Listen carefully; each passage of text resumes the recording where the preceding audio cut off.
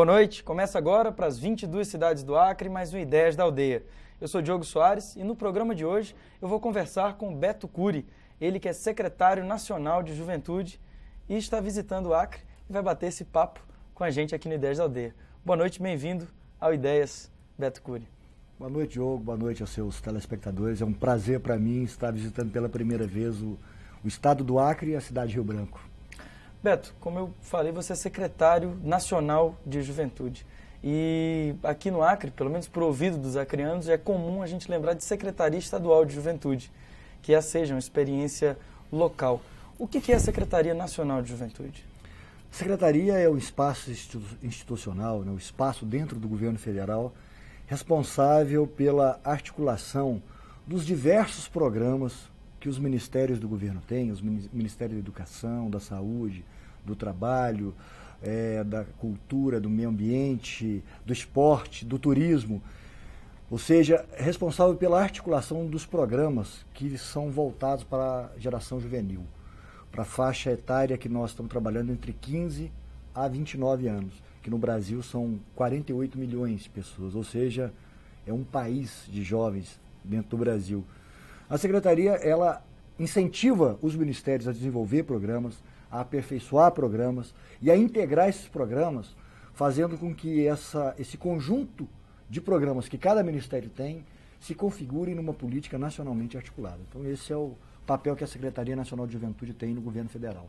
Beto, como é que foi o processo para a criação da Secretaria? Na verdade, a Secretaria ela não vem sozinha, ela é um órgão do governo federal que foi criado, e esse processo de criação é um processo lento, do qual você, inclusive, participou, junto com os movimentos sociais organizados, vários movimentos juvenis, e, além dela, existem alguns programas específicos e algumas situações, como o próprio Conselho Nacional de Juventude, que também foi recentemente criado. Como é que esse processo veio se desenvolvendo no país? É uma iniciativa do governo Lula? Isso já vinha sendo discutido antes desse governo começar? Como é que esse processo se desencadeou? Eu te diria, Diogo, que o Brasil ele entra atrasado na discussão da temática juvenil. Países da Europa já tratam a temática juvenil como prioridade na agenda das políticas públicas desde a década de 80. E mesmo na América Latina, países como o México, o Chile, já incorporaram, né, na agenda das políticas públicas a temática juvenil desde a década de 90. O Brasil ele viveu um clima, principalmente nos últimos 2 anos, 2003, 2004, um clima muito positivo com relação ao debate de política para a juventude. O Congresso realizou dezenas de conferências pelo país inteiro, o Congresso Nacional, através da Câmara dos Deputados, o Instituto Cidadania coordenou o projeto Juventude, que envolveu dezenas de entidades da sociedade civil brasileira e que talvez produziu o melhor trabalho de estudo, reflexão e pesquisa sobre comportamento juvenil. E o governo federal, o governo do presidente Lula, criou ano passado, em 2004, um grupo interministerial que era composto por 19 ministérios e nesse momento eu era o secretário de articulação social da Secretaria-Geral da Presidência da República. Eu fui o coordenador do grupo técnico, que produziu um material vasto para o presidente Lula. Nós trabalhamos por 7 meses, fizemos um diagnóstico da juventude brasileira, quem são os jovens, quantos são, onde estão, os principais problemas, a questão do desemprego, da defasagem da idade-série, da violência, da gravidez precoce, enfim, nós trabalhamos fizemos um diagnóstico levantando toda a problemática que aflige os jovens no Brasil. Fizemos também um levantamento das ações e dos programas que já existiam no governo federal. E produzimos um material com uma série de propostas ao presidente. Entre essas propostas estava a criação de um espaço institucional da juventude, para a juventude, que é a secretaria que foi criada, a criação de um mecanismo, de um espaço de diálogo entre o governo federal e a sociedade civil brasileira, a constituição do Conselho, e com base nos graves problemas que nós identificamos ao fazer o diagnóstico, nós fizemos a proposta de um programa para uma das parcelas das juventudes, o ProJovem, Programa Nacional de Inclusão de Jovens, que é um programa que começará pelas capitais, já começou nas capitais, já começou no Recife, Belo Horizonte e outras capitais. E tem a possibilidade de se expandir. Agora em novembro ele começa nas outras cidades, inclusive aqui em Rio Branco, mas no ano que vem a ideia é fazer com que esse programa chegue ao interior, que é um programa que combina elevação de escolaridade, qualificação profissional e uma ação comunitária, por 12 meses ano civil. E como é que funciona o ProJovem? O ProJovem é o seguinte, é um programa para jovens de 18 a 24 anos que concluíram a 4ª série do ensino fundamental, mas não concluíram a 8ª e que não estejam no mercado formal de trabalho, ou seja, não tenham carteira de trabalho assinada. Por um 0800, né, o 0800 642 7777, os jovens se inscrevem no programa. Nós temos, com esse perfil do programa, no Brasil, são 1.800.000 jovens, com essas características, 18 a 24, fora da escola e sem carteira de trabalho assinada. E nas capitais, 1.044.000. O volume de recursos que nós temos no orçamento nos permite atender esse ano de 2005, 200.000 jovens. Então, nós pegamos esses 200.000 e distribuindo proporcionalmente pelo número de jovens com essa característica em cada capital.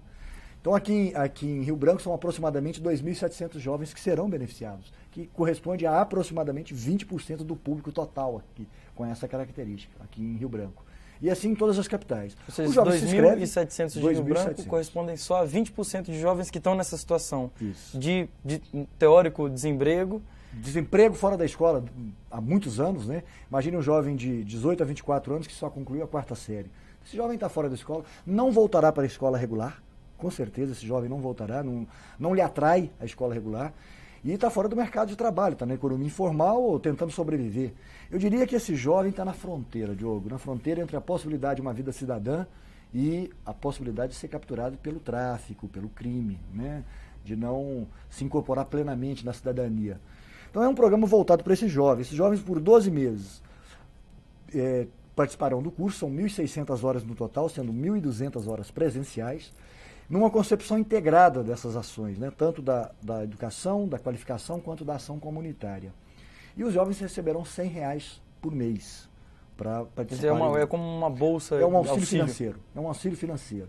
Ao final dos 12 meses, o jovem que concluir, sairá com o diploma do ensino fundamental, com certificado de qualificação profissional, que lhe permitirá voltar a estudar, aí se motivar a ir para o ensino médio, participar de um outro programa do governo. Por exemplo, o jovem que sai do ProJovem, ele passa a ser um público mais atrativo no programa Primeiro Emprego, porque um dos problemas que o Primeiro Emprego viveu é exatamente que aquele público tem baixa escolaridade e baixa qualificação profissional.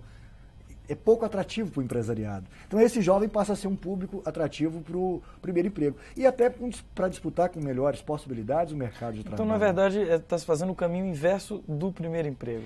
É um programa que ele combina a escolaridade e qualificação, que é um sonho antigo dos educadores, né, com uma ação comunitária para o jovem ter a dimensão da sua participação cidadã. Isso numa concepção integrada, como eu falei. Por exemplo, vamos imaginar que esse jovem se forme para carpinteiro. Durante o curso, uma das suas tarefas, né, da escolaridade que ele terá, será identificar a sua comunidade, os principais problemas que ela tem, as suas características. E a ação comunitária que ele vai desenvolver por exemplo, se ele se formar em carpinteiro, ele pode ser, por exemplo, ajudar na reforma do telhado da creche da sua comunidade, ou do asilo, ou da escola. Portanto, é uma concepção integrada. E ele terá inclusão digital, sairá montando uma página da web, terá línguas, inglês e o espanhol, né? Portanto, é um programa que tem como objetivo dar uma oportunidade, uma chance para essa parcela das juventudes, né? Parcela das mais vulnerabilizadas das juventudes. E ele começa a ser desenvolvido a partir de quando? Já começou em algumas capitais. Nós já estamos com alunos em sala de aula no Recife, em Belo Horizonte, em Porto Velho, em Boa Vista, em Salvador e Fortaleza. Recife começou em julho. A expectativa para Rio Branco, Beto? Rio Branco começa agora dia 21 de novembro. Nós faremos o sorteio, né? Se inscreveram ao todo no Brasil. Nós já temos cerca de 10 mil jovens na sala de aula. São 200 mil vagas e temos aproximadamente 182 mil inscritos nessa nova leva. Algumas cidades não atingiram a sua meta, várias atingiram, algumas não, e nós estamos avaliando se vamos prorrogar um pouco o prazo de inscrição nessas cidades onde não foram atingidas a meta, ou se essas vagas que não forem preenchidas nessas cidades, a gente leva para algumas outras cidades onde o número de inscritos foi bem superior ao número de vagas. Caso do Recife, por exemplo, que nós temos já 1.200 jovens em sala de aula, 8.400 vagas e tem 21 mil inscritos. Portanto, tem quase 3 inscritos para cada vaga. Então, nós estamos avaliando no governo federal o que fazer. Mas começa agora em novembro, inclusive aqui em Rio Branco. Agora, Beto, o ProJovem é um programa do governo federal, enfim, estabelecido com uma série de parcerias. Agora, o Conselho Nacional de Juventude e a própria Secretaria Nacional de Juventude, que fazem parte desse novo momento, essa nova forma como a juventude tem sido encarada pelas políticas públicas, pelo governo federal e também pelos governos estaduais, por que não dizer assim, qual é a possibilidade desse momento passar como passam os governos? Eu acho que um aspecto muito interessante de todo esse processo, Diogo, eu diria que o grande desafio que nós temos hoje no Brasil, do ponto de vista de política pública para a juventude, é configurar a temática juvenil como política de Estado, consolidar. Para isso é preciso várias coisas, nós estamos num processo de consolidação. Mas um primeiro passo importantíssimo foi dado. Nós temos um marco legal, ou seja, a Secretaria, o Conselho e o ProJovem foram criados por um projeto de lei. Hoje tem uma lei federal aprovada por consenso no Congresso, o que é mais interessante, porque essa lei foi votada em junho, no momento em que a crise política que afetou o país nesse último período estava no auge e que a relação do governo federal com o poder legislativo estava complicada, difícil, complexa, e foi aprovado por consenso, o que já revela um amplo acordo em torno da importância e do significado do tema. Foi aprovado, portanto, hoje, qualquer governante, seja o presidente Lula no futuro, né, seja um outro governante que sucedê-lo, não pode acabar nem com a Secretaria, nem com o Conselho, nem com o ProJovem. Por um ato de vontade própria. Por decreto. Para acabar, ele tem que mandar um projeto de lei para o Congresso, revogando e extinguindo essa lei que criou essas três estruturas, né? O programa, o Conselho e a Secretaria. Eu acho que esse é um passo importante que nós demos.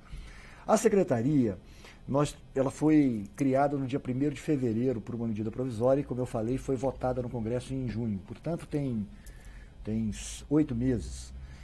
Nesse período, nós trabalhamos muito na Secretaria, primeiro em colocar o ProJovem de pé e depois em fazer um amplo processo de diálogo com a sociedade civil para a composição do Conselho. O Conselho é muito interessante. O Conselho ele tem 60 cadeiras, são 17 do governo federal e uma do Parlamento, uma do Fórum dos Secretários Estaduais de Juventude e uma da Frente de Prefeitos, porque você não tem ainda na esfera municipal uma entidade que aglutine as secretarias municipais de juventude. Então são 20 do poder público e 40 da sociedade civil. E essas 17 cadeiras do governo federal são de vários ministérios? São todos os ministérios que têm programa para a juventude, têm assento no Conselho.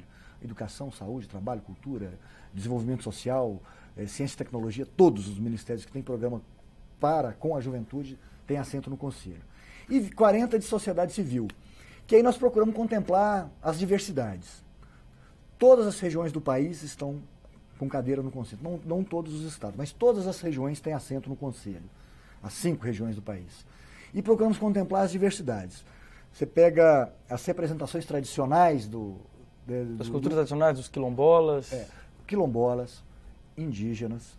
Você tem entidades tradicionais do movimento juvenil, né? A UNE, a UBS, as entidades sindicais, a CUT, a Força Sindical, a Confederação Nacional dos Jovens Empresários, representações religiosas, a Pastoral da Juventude, a representação das igrejas evangélicas, entidade de responsabilidade social, como a BRINC, Instituto Ayrton Senna, entidades que trabalham com a temática de defesa dos direitos humanos e de luta contra a violência, como o Viva Rio e o Sol da Paz, e algumas personalidades, algumas poucas, né, especialistas, acadêmicas que trabalham com a temática juvenil, o caso da professora Helena Abramo, da professora Miriam Abramo Alvai. Mas você tem, desde as entidades tradicionais, da forma tradicional de organização do movimento juvenil... Até aquilo que é mais novo, até o que é mais novo, as novas formas de organização da juventude, como a Rede Nacional de Juventude, a RENAJU, a Rede Jovens do Nordeste, a Rede Juventude do Meio Ambiente. Beto, vamos rapidinho para o intervalo, daqui a pouquinho a gente volta falando sobre a composição do Conselho Nacional de Juventude, tá bom? Tá ótimo. Não sai daí, daqui a pouquinho a gente volta com esse bate-papo com Beto Cury.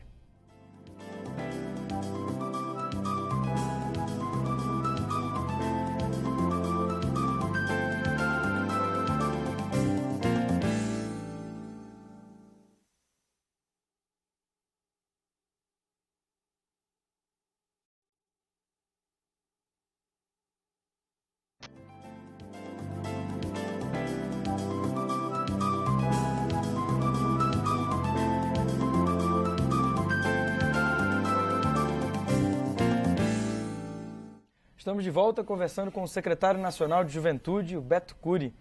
Beto, no bloco anterior nós estávamos falando sobre a composição do Conselho Nacional de Juventude, que é uma composição muito diversificada, que procurou contemplar vários segmentos que trabalham com a juventude. E uma coisa interessante é que, de uns tempos para cá, você já foi, inclusive, presidente de sindicato de metalúrgico, já foi vereador também, e você sabe que eu acho que talvez na época que você teve essa experiência, a questão da juventude não era tão discutida.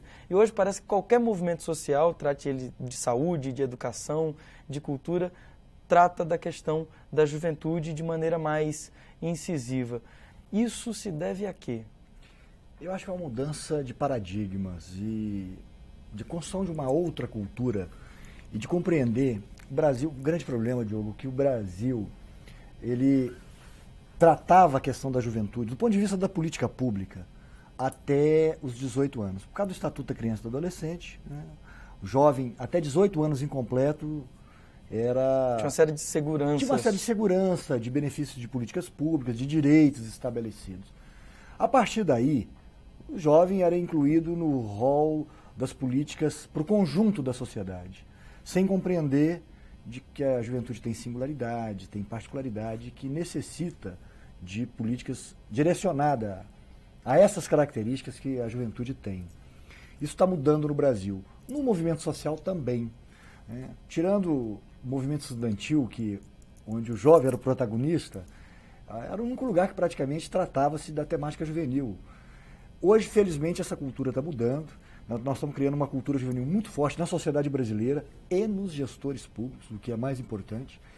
E eu acho que esse processo que o Brasil vive, né, somado ao... Assim, você soma o que o governo federal se articulou para fazer desde o ano passado e começou a fazer agora em 2005. O que o Congresso Nacional está discutindo agora, tentando votar o Plano Nacional de Juventude, processo de conferências, né? Esses diversos que é algo movimentos... que segue uma orientação que vem, inclusive, da própria ONU, né? Exatamente. Discute em 2005. A ONU trabalha... Nós participamos agora, recentemente, da conferência da ONU, a Secretaria Nacional participou, discutindo o PIMAG, que é o Programa Mundial de Ação para a Juventude. Tivemos em Badajoz, na Espanha, discutindo a Conferência Ibero-Americana dos Direitos dos Jovens, com a OIJ, que é a Organização Ibero-Americana de Juventude. Portanto, assim, tem uma onda mundial, e o Brasil entrou nela, felizmente, que passou a compreender de que a temática juvenil ela tem uma dimensão republicana e não se pode conceber uma sociedade que seja plenamente democrática se a juventude não estiver inserida plenamente nos seus direitos de cidadania. Beto, essa onda mundial a que você se referiu, enfim, que segue alguns parâmetros estabelecidos pelas próprias Nações Unidas, que foi, enfim, tomada como luta pelo governo federal, é alguma coisa que vem se fortalecendo, se sedimentando a cada dia que passa. Agora, a gente sabe que nós vivemos num país dividido em estados, e esses estados divididos em municípios. E a gente sabe que algumas políticas, se elas forem desenvolvidas pelo governo federal e não tiverem a participação dos estados e dos municípios, elas não têm... chegam na ponta. Elas não chegam na ponta, enfim. Acabam ficando em Brasília, é tudo muito bonito, mas na prática... Como é que os estados brasileiros e os municípios estão recebendo esse novo momento? Porque o que está acontecendo agora é o que aconteceu há 15 ou 20 anos com a adolescência e a idade das crianças. Então, quer dizer que hoje esses jovens que deixaram de ser adolescentes estão entrando num novo momento de garantias sociais, de garantias de políticas públicas.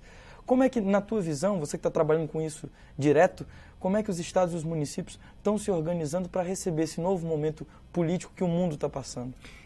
Isso é tudo muito novo, é muito recente, mas felizmente eu te diria que é um movimento que vem em ascendência e te diria que é irreversível.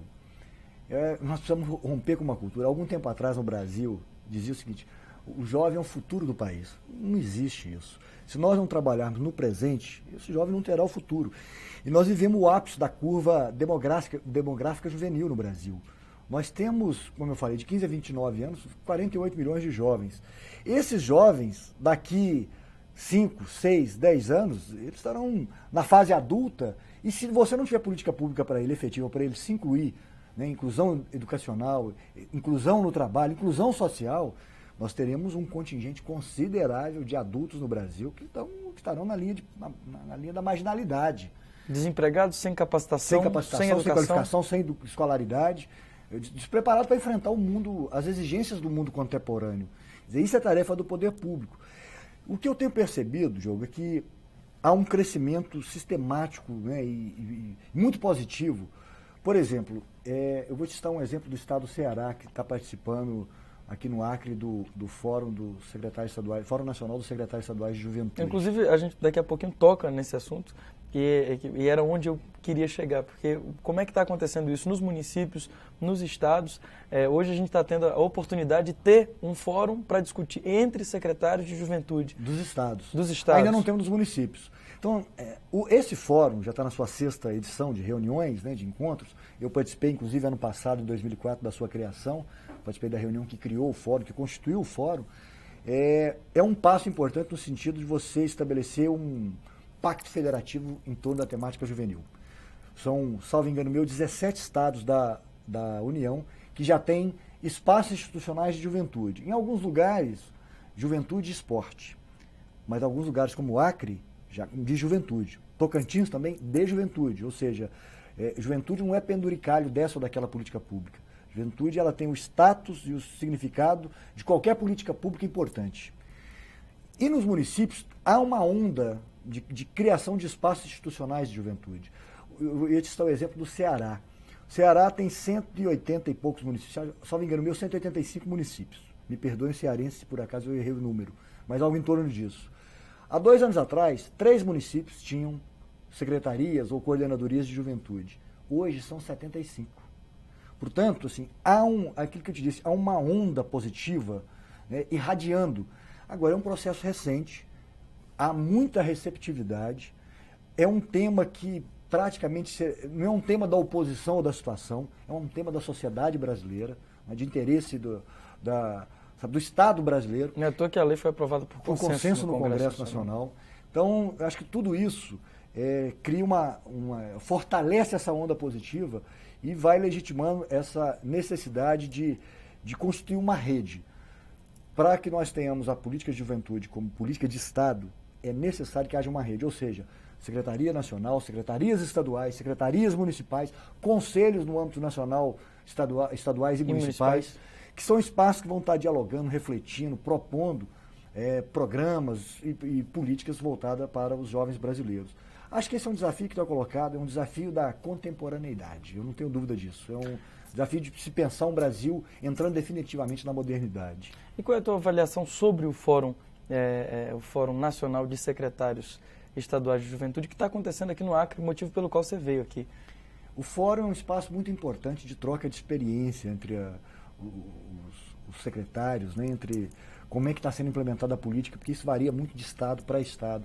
Então, o Fórum é um espaço de coletivizar, socializar essa discussão e nessa troca de experiência, inclusive, aperfeiçoar questões que vêm dando certo em alguns estados, em outros tem tanto, trocar experiências. É um espaço muito interessante de debate e de reflexão, que nós da Secretaria Nacional temos apostado bastante, tanto é assim que o Fórum tem assento no Conselho Nacional de Juventude. Roberto, e aí eu te pergunto, já que está sendo feita essa avaliação por pessoas que estão trabalhando a questão da juventude em seus estados e a Secretaria Nacional trabalha de um modo ou de outro na coordenação dessa organização, daquilo que já foi feito hoje em termos de políticas públicas para a juventude, ou seja, do que os governos, do que o Estado faz para com que o jovem esteja melhor inserido, melhor capacitado, pronto para o mercado de trabalho e para as outras coisas, enfim, que a vida de um cidadão exige. O que deve ser feito e o que não deve ser feito das experiências que você já tem acompanhado nesse tempo de trabalho? Eu te diria, primeiro, que não se deve conceber política pública de juventude trabalhando os jovens sob a ótica da tutela. Eu acho que, do ponto de vista da criança e do adolescente, está corretíssimo a questão da família como proteção e para assegurar os direitos.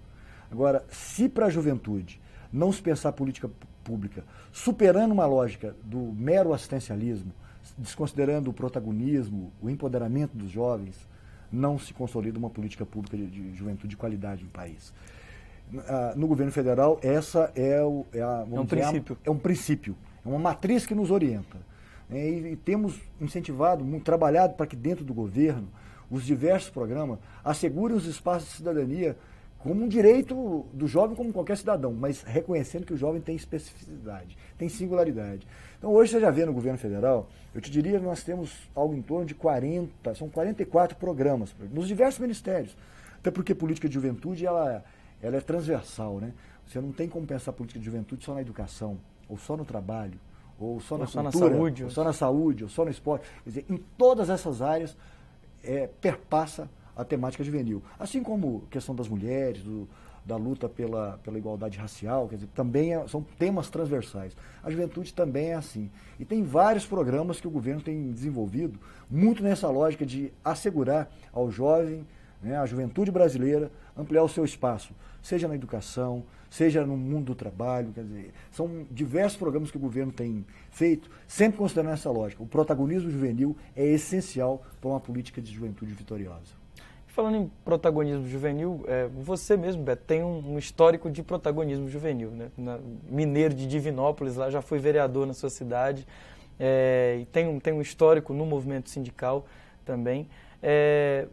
O que explica hoje, a impressão que a gente tem é que a juventude ela se afasta um pouco ou muito na verdade muito mesmo, não tem nem por que minimizar, das grandes questões nacionais. Por exemplo, quando a gente fala em reforma universitária, reforma da Previdência, reforma do Judiciário, as grandes reformas, né, aquilo que quando você liga o jornal, todo dia está lá acontecendo, a crise política pela qual, de um modo ou de outro, está passando o nosso país.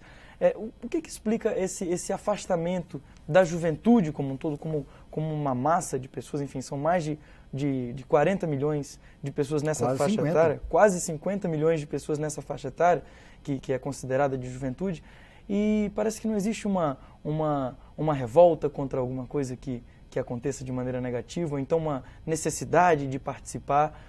O que explica isso? Isso tem relação com o protagonismo juvenil? Acho que sim. Acho que tem a ver com a questão do protagonismo. Por que o jovem não protagoniza? Ou protagoniza pouco, né? Menos do que poderia. Eu acho que tem a ver com uma própria... Eu sou jovem um pouco mais de tempo. Eu tenho 44 anos. A minha geração... o jovem, por natureza, ele tem uma característica de manifestação de rebeldia, que se expressa de várias formas. A minha geração manifestava a rebeldia, né, na luta pela democracia, não vivíamos ditadura militar, né, por luta por eleições diretas, pela conquista dos direitos democráticos. Mas o mundo também viveu... Eu não vivia a geração da década de 60, né, eu era criança nessa época, mas 68, né, Paris, né, as barricadas de Paris... A Guerra do Vietnã... A Guerra do Vietnã... a Primavera de Praga, quer dizer, enfim, essa geração 60 e 70 e 80 também, ela tinha uma característica de manifestar esse espírito rebelde em causas extremamente libertárias, né, humanistas. As gerações mais recentes perderam um pouco essa referência. Acho que muito em função da ausência porque ao Estado não cabe dizer, jovem, você tem que fazer aquilo. O Estado tem que assegurar os direitos que são inerentes aos jovens, né? Tem que assegurar que o jovem possa participar. Condições para que ele possa participar, reivindicar, lutar pelos seus direitos. Soma-se a isso um certo desgaste do conceito mais geral da política, né? Eu fiz uma opção de militância política e social, entendendo que a política é o espaço que o ser humano, que o homem, né, o homem ser humano tem, de luta pela conquista dos seus direitos e da cidadania. Mas para a grande maioria das pessoas, e para boa parcela da juventude, talvez para a maioria, infelizmente, a política virou sinônimo de picaretagem, de enganação, de maracutaia, né, de mentira. Política entendida somente como aquele negócio de palanque, pedir voto e eu prometo, e não é isso. A política, o ser humano, por ser o único animal racional da face da Terra, ele faz política. O ser político, o bebê de colo, consciente ou inconsciente, ele faz política o tempo todo. O bebê de colo, quando berra pedindo o peito da mãe, ele está lutando por um direito seu. Isso é fazer política, né? Então, boa parcela da juventude acabou se deturpando ou deformando essa concepção da arte nobre de fazer política, no sentido de lutar por seus direitos.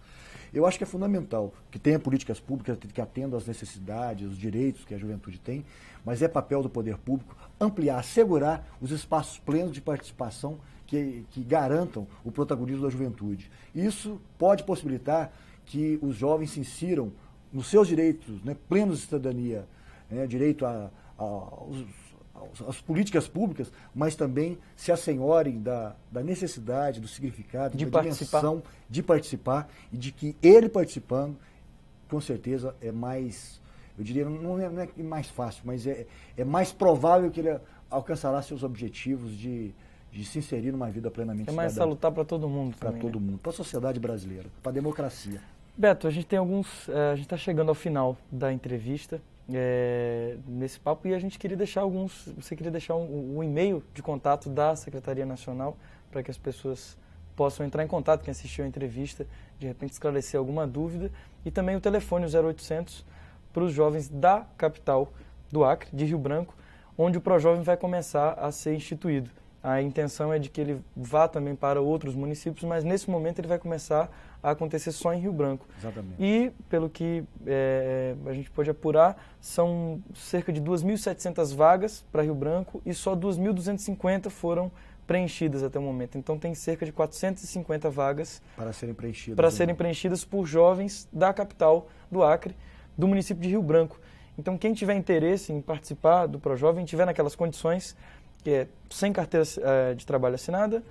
Completou a quarta série, não completou a oitava, e tem entre 18 e 24 anos. Então, quem tiver dentro dessas características pode ligar nesse telefone que está na tela agora, que é o 0800 642 7777, para fazer a sua inscrição e participar desse sorteio que vai acontecer, que logo, dentro em breve, o ProJovem vai estar acontecendo aqui em Rio Branco. Isso serve só para os jovens de Rio Branco nesse primeiro momento. E quem tiver interesse de entrar em contato com o Beto Cury, da Secretaria Nacional de Juventude, pode acessar o e-mail, pode mandar um e-mail para ele, que é esse e-mail que está na tela. juventudenacional@planalto.gov.br. Beto, muito obrigado pela tua participação aqui no Ideias. Eu que agradeço, um prazer ter participado do teu programa, estar dialogando com você e com o povo acreano. Bacana. Muito obrigado também a você das 22 cidades que acompanhou esse bate-papo com o Beto Cury, secretário nacional de Juventude. Um abraço e até a próxima.